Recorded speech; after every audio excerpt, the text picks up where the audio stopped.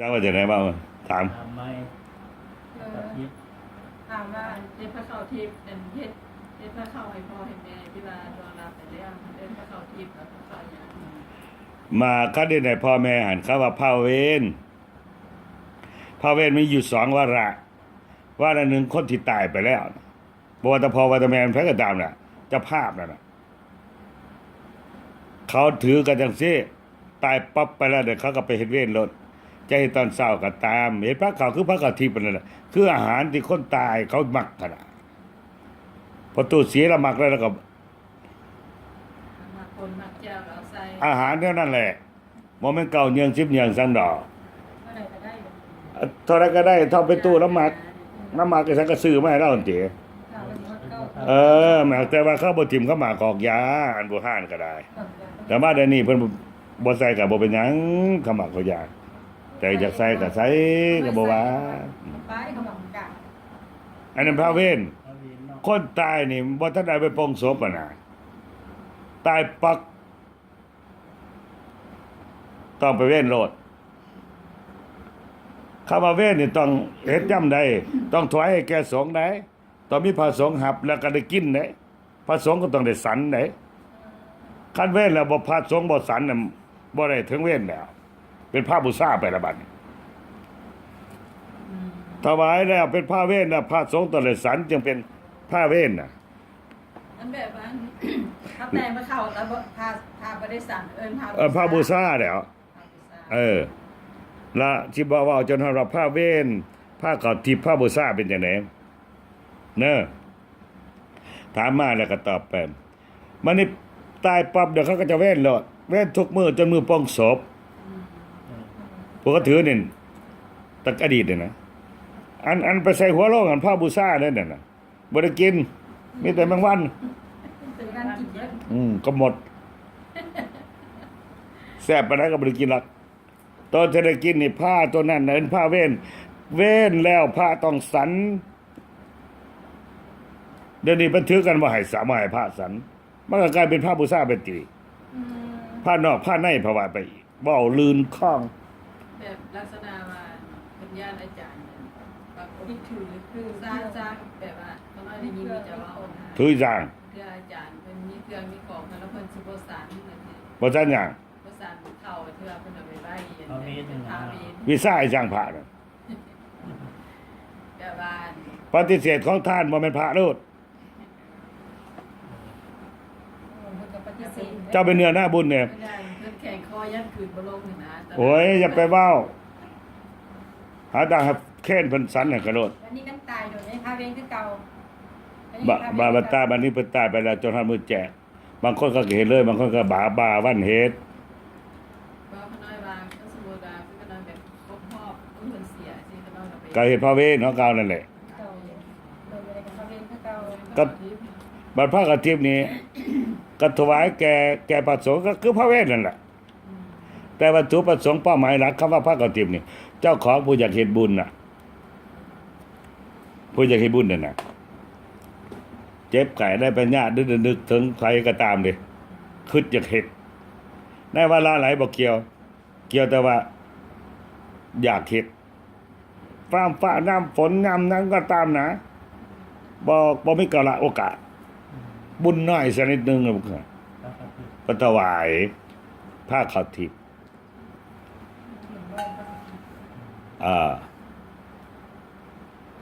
ก็เป็นพระเวทนั่นแหละกล่าวคำเนี่ยแต่ว่า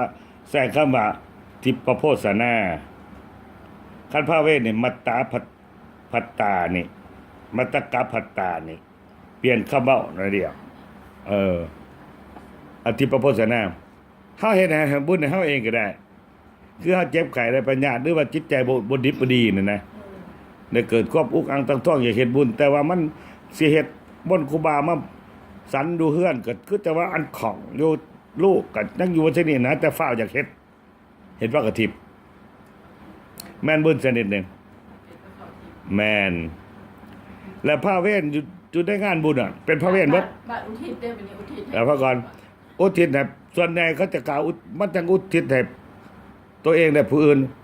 และพระเวทนั่นน่ะพระเก่าองค์ที่มันไปนั่นผ้าทุกผ้าน่ะมันผ้าเวทเบิด ในงานบุญใหญ่นั่นน่ะ เก้าตัวเก้าค้ากับ จะบ่มีผ้าขาวทิพย์ในงานบุญในอดีตนะ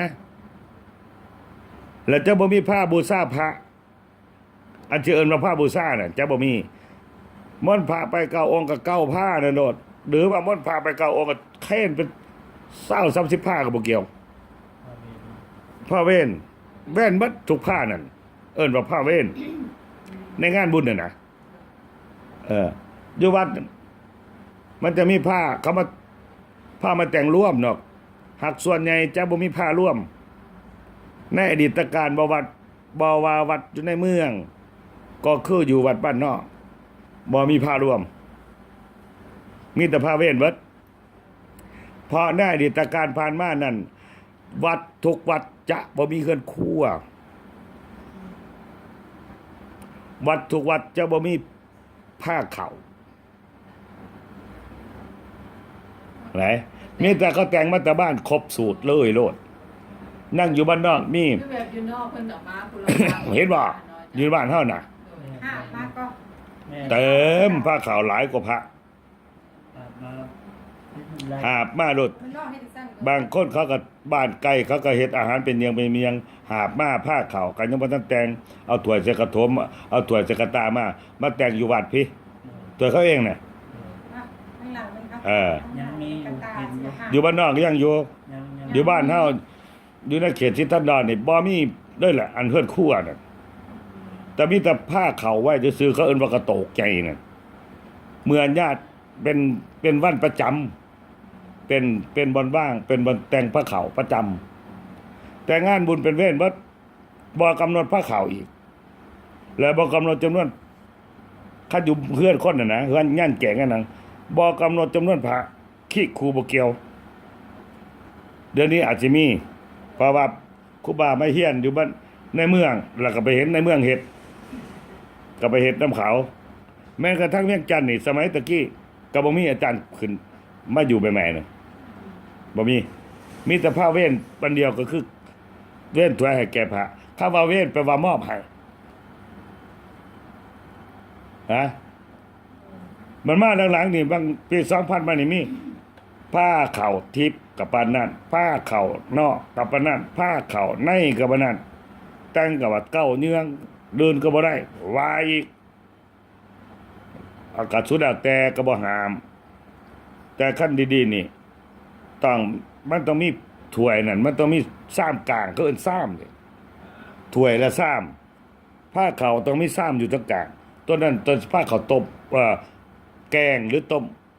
เขาใส่แกงหรือต้มต้องใหญ่ลองแล้วมาถ้วยกลางขนาดกลางเป็นแกงน้อยแต่ถ้วยน้อยมันบ่นั่นถ้วยแจ่วแล้วถ้วยแบนว่างผักหรือบ่ซักก็แซมตามผ้าขาวโตแต่ในบ้านนอกยังมีอยู่ฉะนั้นให้บอกบ้านเขาสากเขาพระดินเขาถือมาไอ้บ่ะบางวันที่มีแต่พระแต่10 องค์คนมันต้องบ้านนั้นไม่ต้องห้อยแล้วก็เข้าเฮือนมันก็เหลือสะไปดิแต่พระสารเบิดบ่เบิดดอกเขาก็ศรัทธาบ้านนั้นเรียบร้อยแล้วกันโยมก็ญาติโยมก็เอาไปกินไปจุ่มไผจุ่มมันบ่ห้ามเด้อ อันบัดกินมาเว้ย กิน แต่อดีตการเขากินบ่เบิดนี่เทศใส่ต้นโพแต่นี่เพิ่นเอาเมื่อ อยากให้เทใส่ต้นโพ เขมรแห่งบ่ให้มีเลยล่ะเดี๋ยวนี้ยังอยู่บ่แสดงน่ะไหน อยากให้เทใส่ต้นโพ กระท่านให้แก่สัตว์ไปดิบ่ให้เอาเมื่อบ้านนี่ของท่านแล้วดิ แล้วเนาะ มาสรุปเลยผ้าเว้นนี่มี2แบบหนึ่งคือผ้าเว้นหลังจากในงานคนตายเนี่ยนะเขาจะเว้นแต่มือตายไปเลย แต่มือสุดท้ายนี่เขาจะตักบาตรมือที่ปลงศพนั่นเขาจะตักบาตรหรือว่าบางคนเขาว่าญาติมันของมันค่าเขาตักบาตรก่อนมือปลงศพคนในเวียงจันทน์น่ะมันมีบวชดูบ้านนอกในอดีตการเขาจะบ่มีบวชจุกนั่นน่ะเขาก็จะบ่ย่างฆ่าเขาจะเฮ็ดสันเพลหรือสันเศร้าในวันปลงศพเหตุนั้นเหตุผลเพราะว่าคนมาจำนวนหลายอาหารการกินที่จะแต่งเลี้ยงแขกกับเลี้ยงพระนะมันก็เลยแต่งคือกันอยู่แล้วนะเพราะว่า ทางเมืองหลวงทางจำปาสักนี่มักจะมีตักบาตรหน้าศพแต่ว่าเมืองหลวงสิย่างบ่แต่ว่าทางใต้นี่ส่วนใหญ่จะย่างแต่ละนี่ก็มันก็เรื่องๆไป แบบเดียวกับเฮ็ดบุญงานดองกันแหล้วเดี๋ยวนี้ทางใต้ก็บ่อยากมีปานใดแล้วล่ะทางเวียงจันทน์ก็มีกระขอกแขกทางใต้ก็มีกระขอกแขกเขาถือเป็นงานอื่นไปอีกนะผ้าเว้นหรืองานตักบาตรงานบุญเฮือนที่เป็นงานแจกข้าวงานที่สร้างกระดาษผ้าทุกผ้ามันผ้าเว้นเบิดมันผ้าข้าวทิพย์นี่มักจะเฮ็ดอยู่วัดเขาอยากเฮ็ดบุญนะแต่ว่ามันบ่พร้อมนะอันแต่สัมสิท่านพ่อท่านมีเฮ็ดผ้าเดียวพี่น้องญาติโยมเป็นห้อยคนห้อยซื้อกันตามนะผ้าเดียวนั่นกาวหมดซื้อเดือนนี้พี่น้องเก่าคนกับเก่าผ้าโดยเป็นผ้าขับทิพย์ก็บ่ว่าก็ดีเพราะว่าในนี้มันอุดมสมบูรณ์ น้ำสกุลกินน้ำกันบ่ได้เหมือนกันพอเสือใส่หลายบาท มันบ่ได้กินดอกผ้าพูนมันก็บ่เป็นผ้านี่ดอกคันบุญฮอดอะอย่าลืมว่าคนที่ยังมีชีวิตอยู่นี่เป็นผู้บ่มีเดียบบ่มิจฉาทิฏฐิน่ะแล้วก็บ่เป็นเดียรถีน่ะคือมิจฉาทิฏฐิมีความเห็นที่อันผิดเดียรถีเป็นคนนอกศาสนาเป็นคนชาวพุทธอยู่แต่บ่เข้าวัดฟังธรรมประมาทญาติคุณพระพุทธศาสนาหรือในตลอดชีวิตบ่เข้าวัดดอกไปไหว้ผีไหว้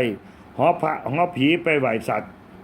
ต่างศาสนาซั่นน่ะแต่ว่าบัดตายแล้วพี่น้องไม่เฮ็ดบุญหรือทำชั่วตลอดชีวิตตายคลอไปหันไปตกนรกโลดของว่าคนไปตามบุญเด้บุญเนี่ยพาคนไปเกิดนะเพิ่นว่าเห็นปัจจุบัน1 4คนหาม3คนแห่คนหนึ่งนางแค2คนพาไปน่ะ4คนหามมันก็เป็นธาตุ4ขันธ์5 3คนแห่โลภโกรธหลงคนหนึ่งนางแคจิตบังคับบัญชา2คนพาไปบาปกับบุญกุศลกรรมบทอกุศลกรรมบทที่นี่เมื่อมันยังชีวิตอยู่นี่กับ4คนหามเนี่ยธาตุ4มันยังอยู่ที่มันบังคับได้เป็นจิต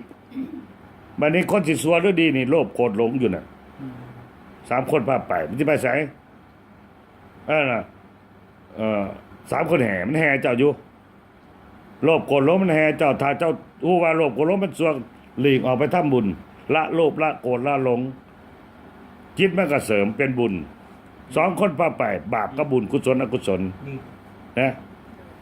ที่นี่มันตายไปแล้วนี่พี่น้องเฮ็ดบุญนั่นมันก็บ่ได้ดอกหากบ่ได้เลยเฮ็ดจังได๋เฮ็ดเพื่อว่าบัดมันพ้นนรกเพราะได้มาหับตัวนี้ก่อนจะไปเกิดเห็นบ่กลางพรรษาก็จะให้เฮ็ดบุญเข้าประดับดินนั่นให้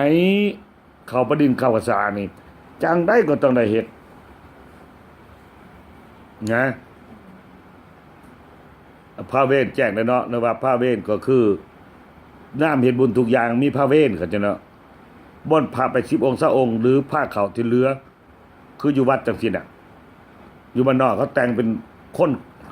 ห้อยกกครอบครัวก็เฮ็ดผ้าไผผ้ามันติทุกข์ก็เฮ็ดห้างก็เฮ็ดไผก็อยากเฮ็ดบุญน่ะแล้วเอามาเขียนพระมีแต่10องค์มันก็เหลือติ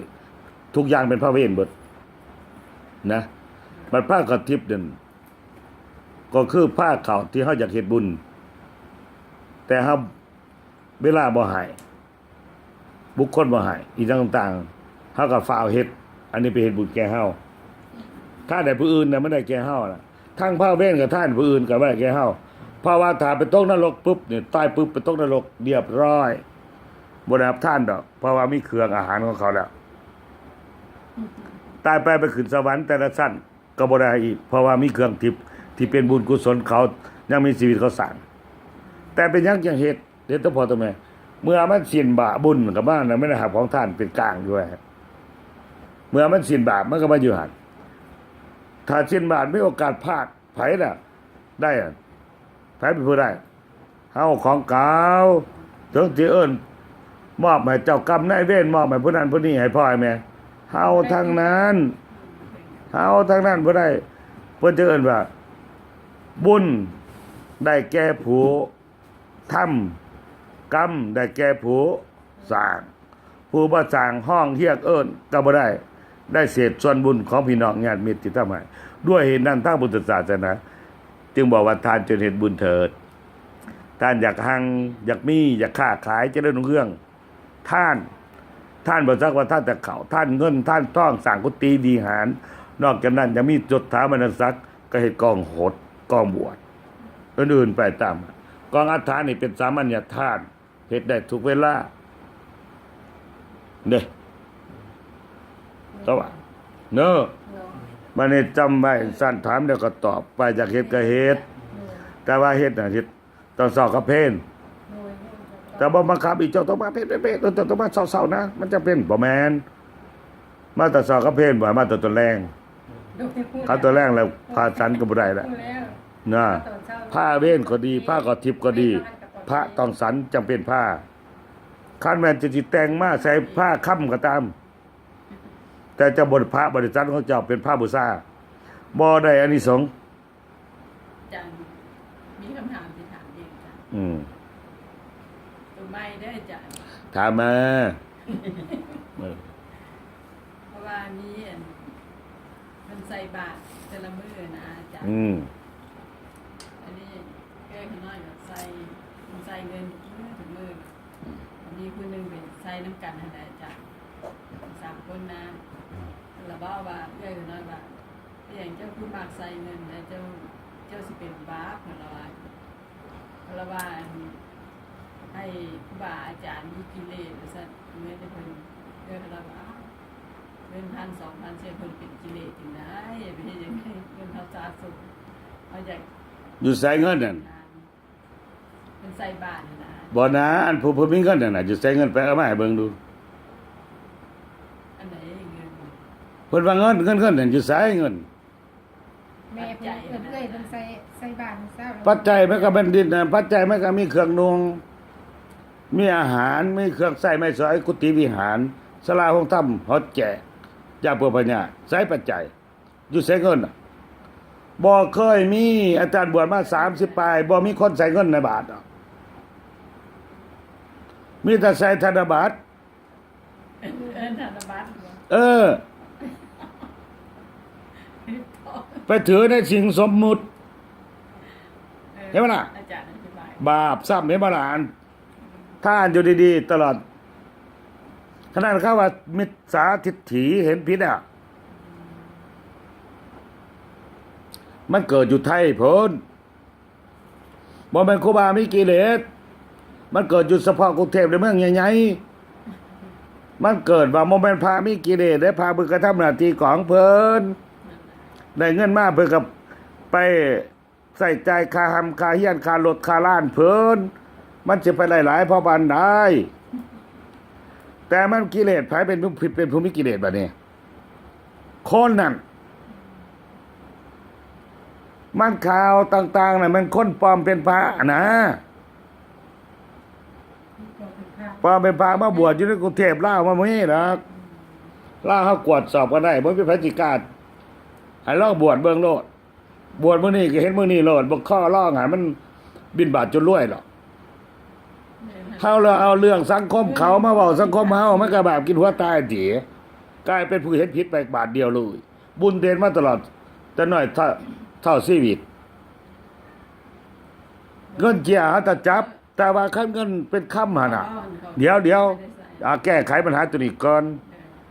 คันเงินที่เป็นเงินแท้นั่นน่ะค่ำเป็นค่ำแท้นั่นห้ามคำว่ายินดีซึ่งเงินในค่ำนั่นน่ะ เป็นแท้ข้างแท้ พระพุทธเจ้าว่ามันเป็นอันนั้นมันเป็นอีสังมันเป็นอสรพิษบ่ยกตัวอย่างมาจากคัมภีร์ไหนสมัยหนึ่งที่พระพุทธเจ้าเสด็จดำเนินไปพร้อมด้วยพระภิกขุสงฆ์ในนั้นมีพระอานนท์เถระเจ้าเป็นพระอุปถากเดินนำอย่างประครั้งหนึ่งไปเห็นเพชรนินจินดากองอัญญะอยู่คุ้มอ่ะข้าแต่องค์สมเด็จพระมีพระภาคเจ้าเงินค่ำเพชรนินจินดา อยู่ที่ใดพระอานนท์นั่นเด้ยุคโศกคันพระพุทธเจ้าแล้วเบิ่งบ่แม่นเงินบ่แม่นค่ำบ่แม่นเพชรนินจินดาอันนั้นแม่นหยังกันอสรพิษพระอานนท์เขาเพิ่นเป็นพุทธชนอยู่เด้พระอรหันต์เพิ่นก็ฮู้เรียบร้อย แต่พระอานนท์เป็นพุทธชนนี่มันเป็นเอาได้ผิดจะได้มันเงินเหมือนค่ำอ่ะย่างไปบ่ข้าวแล้วเห็นคนอ้อมีพราหมณ์คนหนึ่งนี่อยู่นั่นน่ะพระพุทธเจ้าสมณะนี่จะมาแล้วแปลว่า เห็นค่ำเห็นเงินเห็นเพชรนินจินดาเป็นอสรพิษโอ้ยให้พระใกล้ก่อนเข้าไปประดับห่อรถอ่ะห่อเอาของนั่นน่ะทรัพย์พันย่างไปบ่ข้าวเห็นทหารจับตอนนั้นน่ะพราหมณ์คนนั้นน่ะย่างกายพระพุทธเจ้าตอบไปพร้อมด้วยความห่อเพชรนินจินดานี่แหละอานนท์อสรพิษบังเอิญเลยคือเรื่องมันเป็นแยกจากอสรพิษนั่นคือมีเจ้าเมืองคนหนึ่งถือรัฐประหาร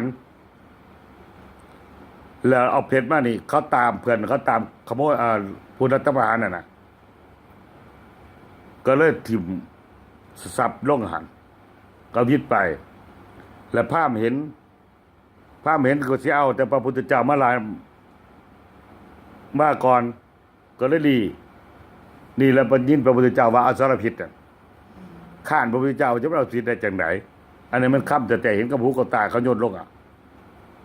มาแล้วบ่ข้าก็จับพราหมณ์จนก็จับมาทหารมาตามหลังก็มาจับมาเบิ่นจีเฮาเพิ่นบ่ได้ฆ่าอันนั้นดอกแต่เพิ่นมาเอาไปแบบเขาก็ว่าเพิ่นกาดเจ้าเมืองนั้นสิจับไปต่อแล้วกลายเป็นอสรพิษนั่นพระสงฆ์ว่ายินดีซะงั้นค่ำหมายเอาไปขายง่ายมือ ซื้อสิ่งขายของขายไห้ขายหน้าขายงัวขายข้วยสินะ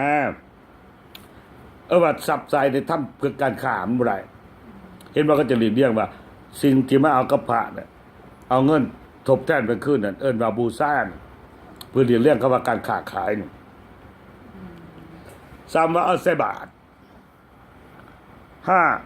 มันมีมาแต่บ่ห้านแล้วเฮาก็ใส่ไปเตี้ยมันได้บุญชนิดหนึ่งของบุญแต่สิเอาสังใส่มันก็ได้บุญเบิดบ่ให้เตายาผิดกับอาวุธ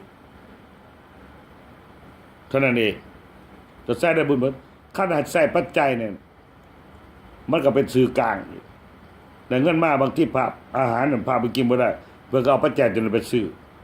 อาหารที่ถือกับพญาติกับร่างกายเพิ่นหรือว่าถ้าว่าได้ท่านเงินท่านหลายๆแต่ท่านนั่นเพื่อต้องการสร้างกุฏิอยู่นี่เป็นท้าวรก็ทั่วแก่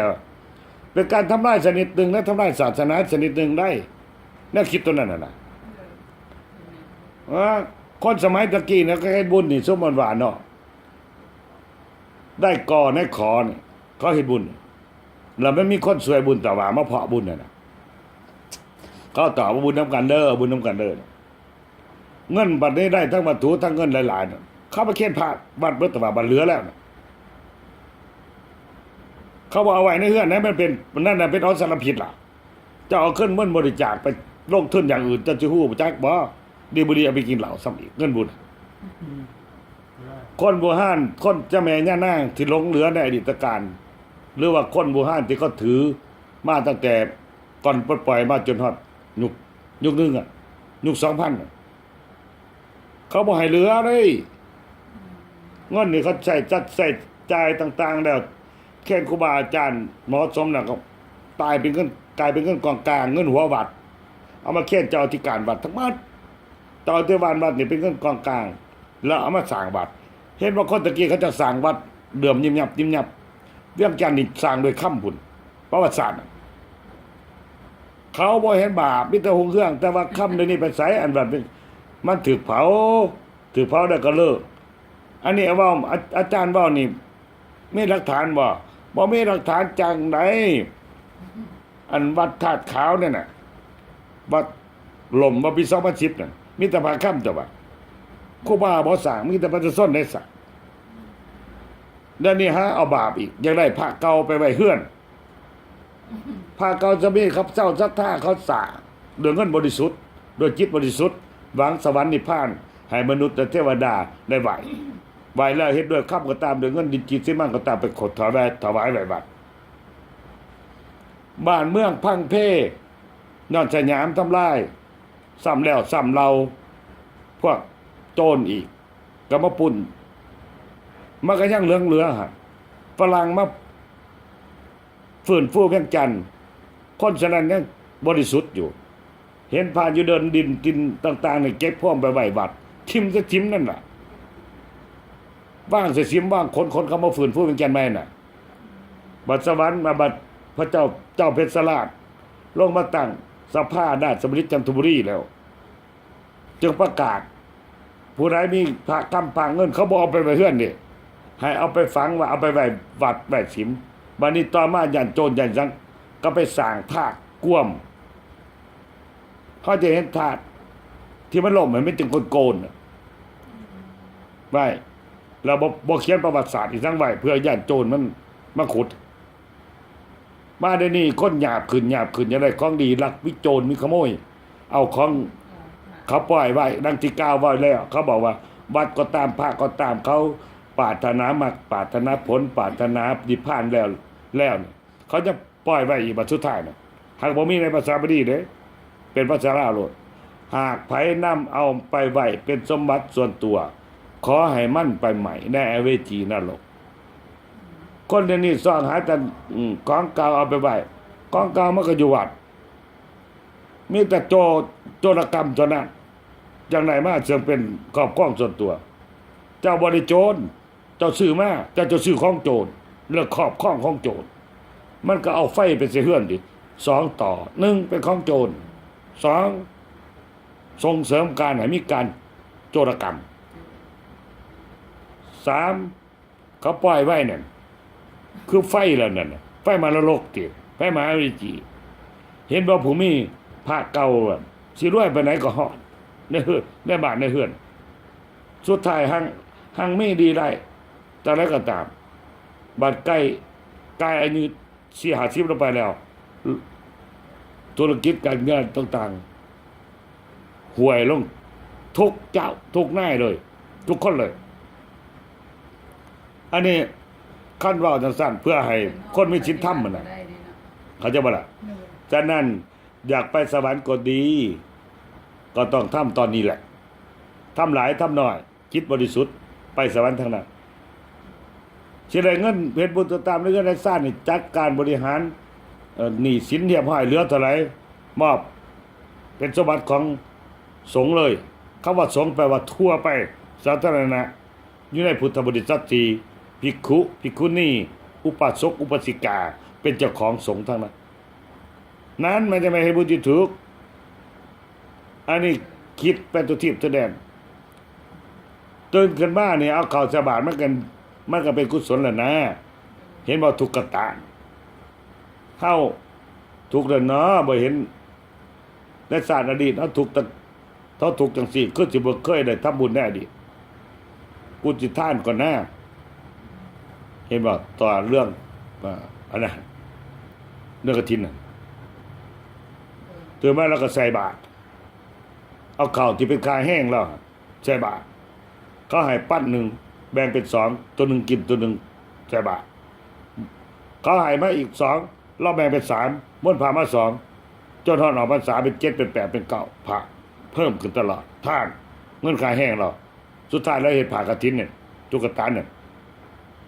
รายนี้เฮ็ดผ่ากฐินแล้วก็มีแต่ผ่ามีแต่ได้เท่านั้นไปหัวมูลกับสิริธรรมเศรษฐีเนี่ยเพิ่นว่าดินดาบานกุมารเด้ก็กลายบัดสรุปแล้วเทวดาเราก็รู้ตีกองเสมาดีซ่องสาธุการเทวดาก็มาบอกว่าของพระเจ้าพิมพิสารก็มาบอกว่าพระเจ้าพิมพิสารเสียงอันนั้นบ่แม่นเสียงอื่นไกลเสียงเทวดาอยู่บนนกธาตุสาธุการสัทธาของดินดาบานกุมารที่ได้ให้บุญกฐินเอ้าพิจารณาซื่อๆเส้นเดียวเครื่องทั้งหมดเนี่ยมันของสิริธรรมเศรษฐีก็สงสัยแล้วเขาน้อยแล้วเป็นบุตรบัดนี้ก็ถามพระพุทธเจ้าก็น้อยแล้วเป็นเจ้าภาพกองกฐินนี่บ่แม่นตินดาบานนี่เขา เทวดาอนุโมทนาในศรัทธาพุ่นพุ่นถือศรัทธาพุ่นเป็นใหญ่กูควบเสือพุ่นที่ระบาดและเสือว่าเลยให้บุญแม่นกระทั่งน้อย ฝ่ายแม่ยิบเส้นเท่านั้นเส้นเดียวเท่านั้น ก็เป็นผลทานของเราห่วมกฐินมันก็ได้อานิสงส์เท่ากับเจ้าศรัทธาใหญ่ทีฉะนั้นน่ะไปบอกว่าใส่เงิน1,000-2,000 บาทญาติพระมีกิเลสหาแต่ใส่ไปโลดแต่ว่าอยู่เมืองลาวบ่มีพระเป็นมีกิเลสหรอกมีแต่ละ ประสาท ดีบ่ดีเพิ่นสิบ่ไปบิณฑบาตซะมันก็เพิ่นเมื่อยเพิ่นแม่นบ่ล่ะบ่มีหรอกพระอยู่เมืองลาวก็บ่มีกิเลสพระอยู่เมืองไทยก็บ่มีกิเลสหรอก โดย อาจสิลดคันจังนี้พระอาจารย์อยู่เมืองไทยสิมีพระดีๆหลายบ่ เพื่อนเนี่ยนะอาจารย์ เพิ่นเว้าจือๆไปเห็นในข่าว โดยแม่ มันพระอีสานกับผ้าห่มซื่อๆหัวมากกระแถโลนเขาก็จับไปบางทีนี่ก็มีอีกพวกหนึงมีกรณีหลายอันนี้กรณีตัวอย่างซื่อๆคนน่ะนะผมเหลืองแล้วก็มาบิณฑบาตคนเพิ่นมีกิเลสมันเป็นพระอันนี้หนอนี่ดอกเมืองลาวแฮงบ่เป็นไปบ่ได้พอไปบิณฑบาตนี่ที่เจ้าเห็นเนี่ยมันวัดเดียวเด้อบ่ได้สวนกันเด้ อัน วัดเดียวแล้วก่อนวัดเดียวเดี๋ยวฟังก่อนวันเดียวฉันไม่ตรวจสอบกันได้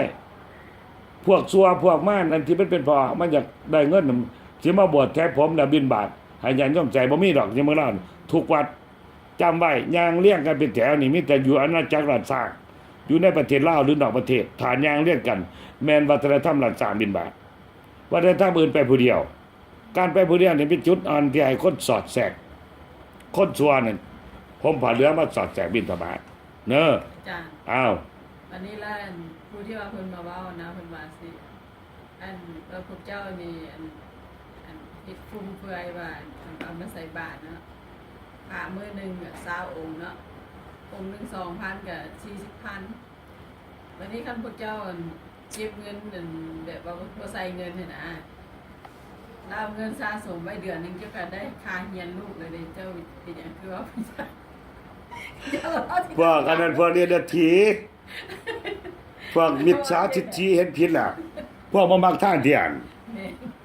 พวกท่านเขาสลายเขาก็ยิงเสียยิงท่านยิงได้ โดย ไม่ออกท่านแต่น้อยตอนใหญ่นี่ทุกข์บ่ล่ะนี่ถามไม่ออกตะซื่อนี่ โดย ทุกข์บ่ในชีวิตนี่ ที่อาจารย์เห็นไม่ออกตั้งแต่ปี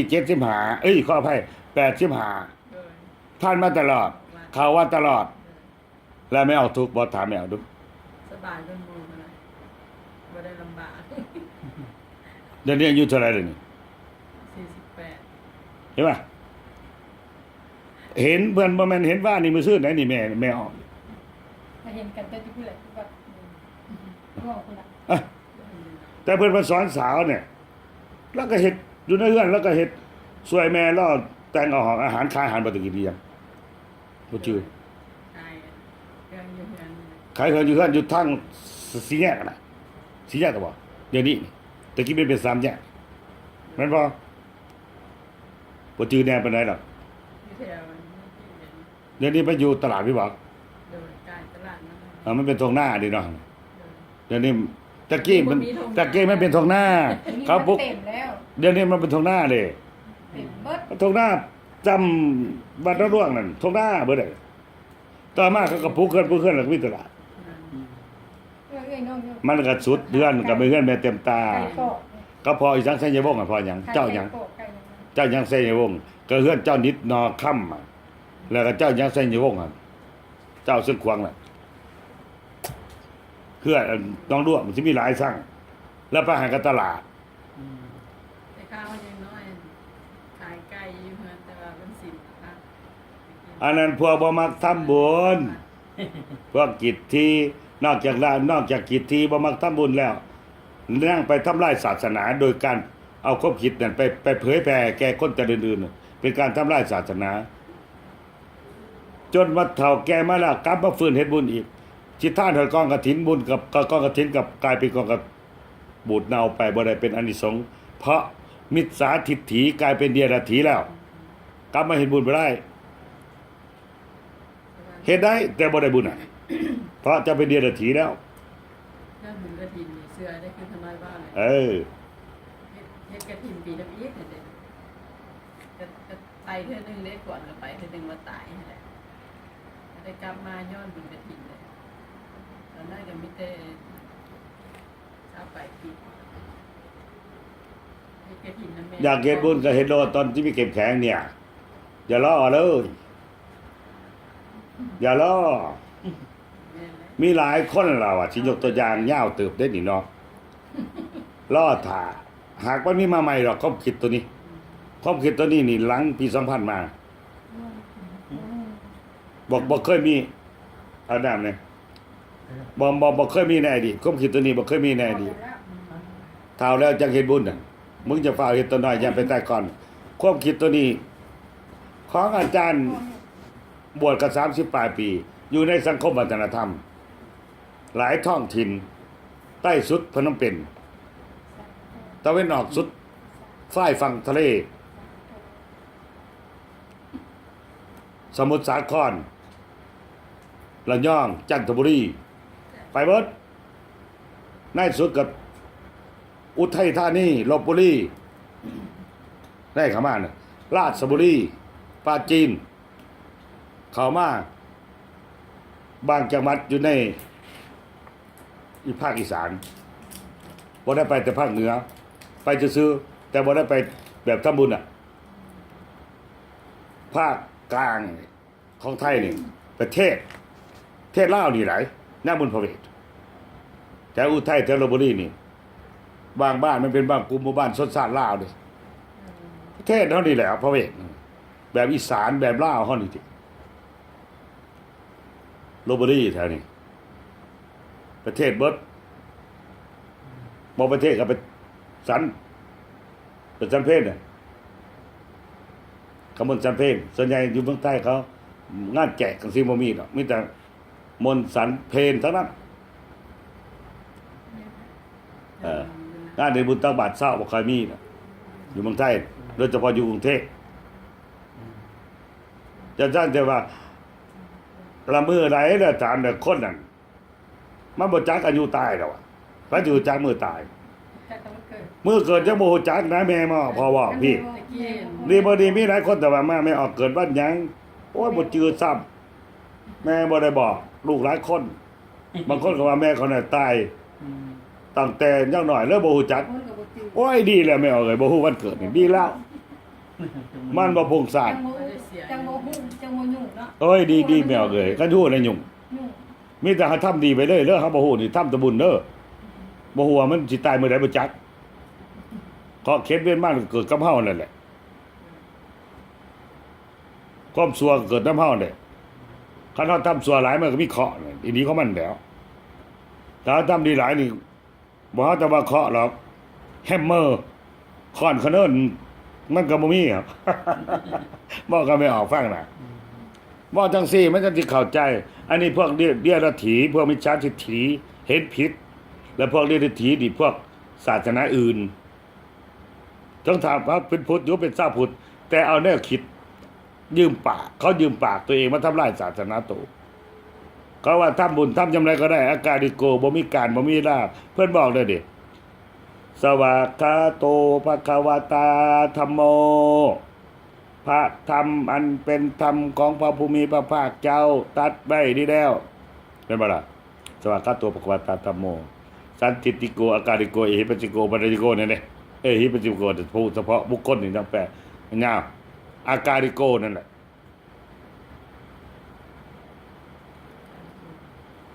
บ่มีการบ่จำกัดบ่จำกัดการบ่จำกัดเวลามื้อหน้าสิแปลได้อีกให้ฟังมื้อนี้มันเป็นเรื่องอื่นเนาะเอาย่อๆตัดตัวนี้โดด ยาว เอหิปัสสิโกอุปนันติโกปัจจตังเวทิตัพโพวิญญูหิติวิญญูส้นเท่านั้นเตหูจะมาเบิ่งเองพิสูจน์ได้มื้อหน้าสิแปลละเอียดแม่ว่าเขาบอกแจ้งไว้ไปแห้งเลยไหว้พระโอ้ยมีหลายคนไหว้พระอาจารย์ไหว้บ่อภิธรรมโอ้ก็จะไหว้จักอภิธรรมบ่ไหว้ดอกเฮาว่าเขาได้ไหว้ได้ไหว้เขา2 ชั่วโมงผลอภิธรรมมันสิธรรมจักรจังซี่ฮู้ยไหว้หลายเทศดอกอาจารย์บ่ไหว้หรอกก็ท่องเอาเวลาไปสูตรอยู่ดอกยามคนตายคนเป็นสั่นหรือว่ายามสมโพธิพระพุทธอีกจังต่างๆนี่หรืออันนั้นสวยอยู่หรือตอนดึกก็ สูตรร่วมอภิธรรมโอ้ยคนไหนไหวทั้งงานประกันไตรปิฎกชินบัญชรอภิธรรมแล้วก็ธรรมจักรสูตรไหวเพิ่นบอกห้วยจะมาเก่งแท้อุ้ยเพิ่นว่าวันศีลคนไหนมันนอนทำผัวห้วยเป็นเหตุใหญ่ได้ไม่ออกบ่นอนทำผัวนี่จะได้ผัวไปนอนมื้ออื่นได้เขาว่า เขาเที่ยวว่า เพิ่นนอนทำพระเพิ่น อาจารย์ เดี๋ยวฟังก่อนมันบ่ทันบ่สรุป บ่แม่น ไว้แล้วฟังก่อนบ่สรุปอันน่ะเอ้าคันอาจารย์ก็มักอยู่กันคนแบบผ่านอาจารย์มักได้มาติอาจารย์นี่ว่าอาจารย์บ่ไหวแหน่อาจารย์บ่มักไหวเนาะผมว่าอ้าวอีกแล้วบ่ให้ฟังแล้วแม่นไหวอยู่แต่ว่ามันกาลโอกาสของมันเหมาะสมจังไหวแต่ว่าไม่ออกในฟาดฮอด2ชั่วโมง3ชั่วโมงดีบ่ดีวันศีลบ่นอนกับผัวนี่แล้วนี่มันไหวพระนี่ก็ดีแต่ว่าบ่นอนกับผัวนี่ปัญหาเด้ก็ว่า บ่โดนหมกไว้เนี่ยเนาะ เอ้ยผมคนเดี๋ยวนี้มันแห่งใจง่ายตัว ย่าง เอาเบิ่งไปออกอันลองเบิ่งอันยอดประกันแต่ปิฎกนี่เฮ็ดตัวอย่างสูตรตัวอย่างให้เบิ่งเพราะว่ายอดประกันแต่ปิฎกบ่ว่าแต่ญาติท่าน เป็นเนาะ ลาวอยู่ไทยบ่ว่าแต่ลาวอยู่ไทยได้อัน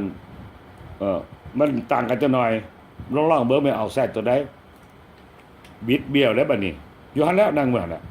ฮะ บิดเบี้ยวแล้วบิดเอาบิดแต่ไหนยกตัวอย่างแหม่ยอดประกันแต่ปิฎกนะมันมีเศร้ากว่าขอนั่นเว้าเบิ่งบิดแอวบ่ตอนพม่าเว้าดีบ่ดีสิดูถูกหัดพระผู้ใดว่าพระบริสุทธิ์แล้วไปทำอ่ะบิดแอวอีอาอีนาเขาร้องนะไม่เอาร้องให้เบิ่งบ่ได้เอาปึ้มมาตัวเองก็บอกโอ้ยอนุทานเนี่ยนะอกกระแตกสูตรไหว้พระมาตั้ง5ปีนะคนละบอกว่า5ปีโดย บ่ได้พูด บ่ได้ปึ้มมาบาปกินหัวไม่ออกเอ้ยเขาว่าไปอ่านหนังสือให้พระฟัง5 ปีบ่เจอหัดจักโตโอ้ยลงกุฏิไปไหว้บ่อยากให้มาอันนั้นมันเกินไปไหว้ก็ไหว้ตามเน้นไหว้พระมันก็ต้องรู้จักสูตรมนต์น่ะมันครูบาเนาะอันไหว้พระนี่ก็เอาติติปิโสสวากาโต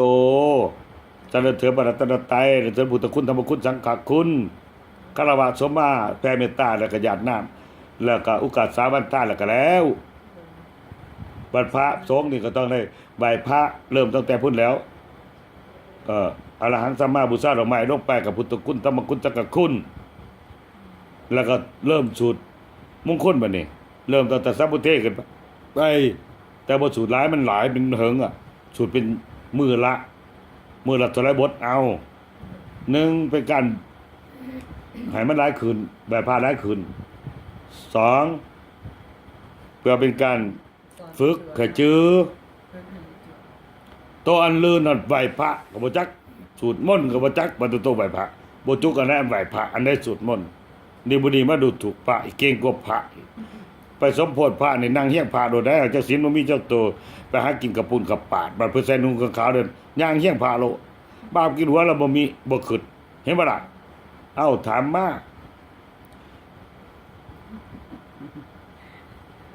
อย่างกินนี่สิว่าอีกก็ลืมเลยแล้วเลยเด้ถามบอกอาจารย์เลย หรือยัง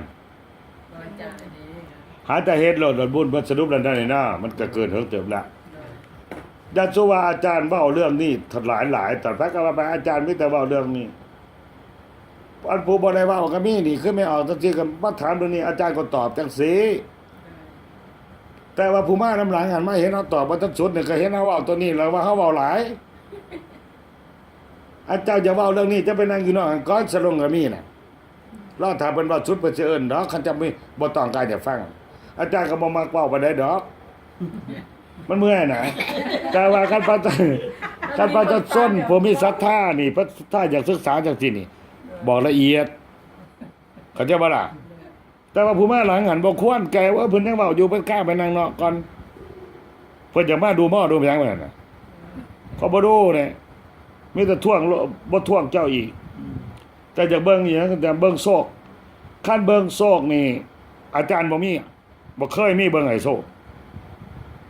มีแต่เบิ่งว่าจะมีจุดอ่อนในชีวิตจะเปลี่ยนแปลงเฮ็ดตามมันเด้อคันมาอาจารย์มาเบิ่งโศกเบิ่งไส้จักก็น้อยทุกข์น้อยยากแต่มาเบิ่งโศกอาจารย์ท่วงไปหรือว่าพระท่วงไปแล้วก็เสียใจอกเสียอกแล้วบ่ทำบุญทำแบบเพื่อขึ้นกันหรือบางคนเพิ่นก็เพื่ออยากเอาใจเด้เนาะบางครั้งก็บ่ได้เบิ่งดอกโอ้ยเจ้านี่สิมีหันสิมีได้ในอีต่อไปนี่ไผมีกำลังกลับไปล่อค่อยบ่สั่งบ่สา มันก็บาปอยู่ว่าต้องสองอย่าง อืม อันคือจังซี่นี่มีแต่ได้บุญนี่ศึกษาธรรมนี่อาจารย์ก็บ่ได้แม่นค่อยสิได้ว่าได้คันถามเห็นบ่คือว่าฟังนั่นเนาะแต่ละมื้อนี่นั่งคิดดีบ่ดีบ่อยากอันนี้ผู้ใดมันว่าหลายคนนั่งคิดเด้เพื่อจะเอาไปสอนอยู่โรงเรียนก็จะไปสอนออกตนญาติโยมศึกษาในข้อมูล แต่ที่นี่ก็เว้าเรื่องตอบตัวนี้นี่คลิปนี่ตอบตามคำถามดอกนี่ถามจังได๋ก็ตอบสั้นๆบ่แม่นเทศนาเด้ออาจารย์นะพระหาอาจารย์เรื่องมีแต่ว่าไว้อย่าลืมถ้าบ่เป็นจะคันบ่ถามนี่บ่ตอบจะได้เสยอยู่บาดเพิ่นมาว่ามันจะสิหันคนนี้นั่นไปหายไปเสยอยู่นึกอายเพิ่นแล้วคนหนีหลายคนไหน อืม มีหลายคนเขามาถามเจ้าบางทีเขาสิตอบตรงก็ตกใจอีกเขาก็หาวิธีเป็นเบี่ยงตอบก้นขี่หอนน่ะฝ้าวข้านั่นข้านี่สุดได้แล้วเขาได้ฝ้าวไปใส่สิไปกินเหล้าของเขามาหยังสิไปกินเหล้ามันก็ต้องไปกินเหล้าของเขาล่ะการจะมาบุญก็ต้องกินเหล้าบ่ให้มันมีกินเหล้าแหละมื้อแรกเนี่ยหนี้แต่ว่าออกจากวัดไปแล้วก็ไปหาพักผ่อนอยู่เฮือนอันนี้สิไปกินเหล้าอยู่นี่มาอันนี้อยู่แน่มันก็บ่ติมันต้องฮู้อาการฮู้เวลาฮู้สถานที่นี่ว่าฮู้บุคคลว่ามันจังแม่นฟ้าเขามาถามตอบตรงก็ตกใจอีกฮ้อนพ้นอันตรการอีกหั่นนะคันย่องหลายพะลงอีก อืม มันเป็นอันสั้นดอก